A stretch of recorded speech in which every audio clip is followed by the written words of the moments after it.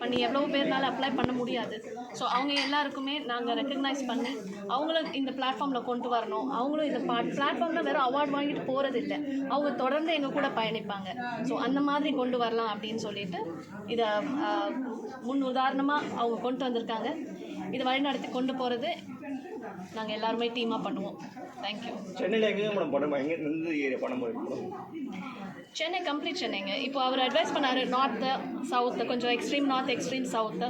So அந்த அட்வைஸை எடுத்துக்கிட்டு அந்த சைட்லையும் நாங்கள் போய் எங்களோட டீமை வச்சு we will recognize people.